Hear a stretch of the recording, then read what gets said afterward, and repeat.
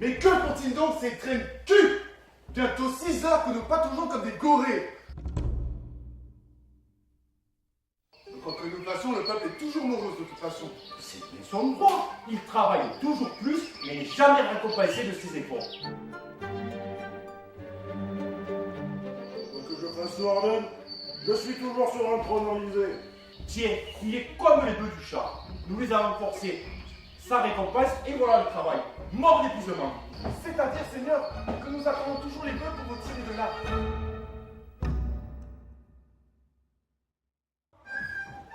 Oh, qu'est-ce donc? Ça, c'est pas un oiseau. Ou alors, il a la fièvre.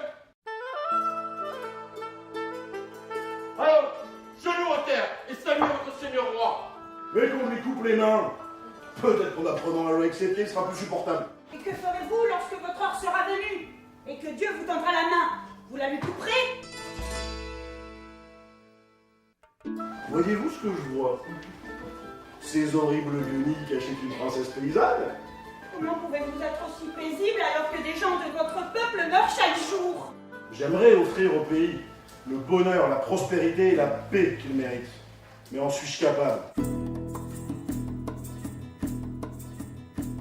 Dans l'immédiat, je donne l'ordre de ramasser tous les présents qui jonchent le sol et d'aller les distribuer aux paysans des alentours qui n'ont rien donné. L'argent ne doit pas dormir, hein, mais travailler, compris? Prenons de la force, élargissons nos frontières. Mais comment faire travailler l'argent d'abord? En le prêtant sans retenue. Arrêtez! Quelle horreur! Si j'entends tes jolies paroles, il faut redonner confiance au peuple, l'aider dans son labeur, étendre notre savoir et devenir un exemple de bien vivre. Mon pauvre fils, tu as des fleurs plein la bouche, je ne te reconnais plus. Mon avis est d'envoyer notre armée pour écraser les deux vassaux avec force et autorité. Nous croyez-vous assez stupides pour instaurer le partage avec ceux qui n'ont rien? Je m'efforce de rassembler les morceaux du royaume, et vous, vous divisez.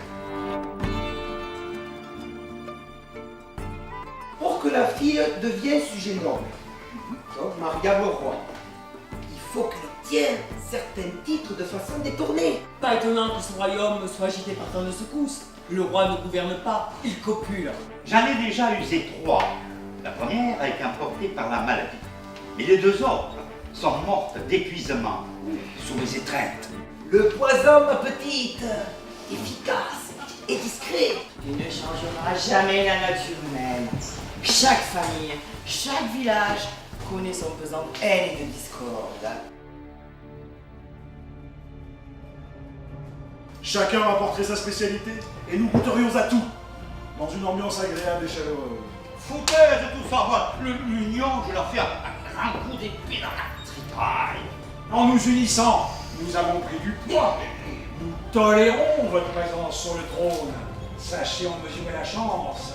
Comment peux-tu installer l'union la plus libre quand chacun installe sa propre frontière? La tête me tourne et les jambes ne me portent plus.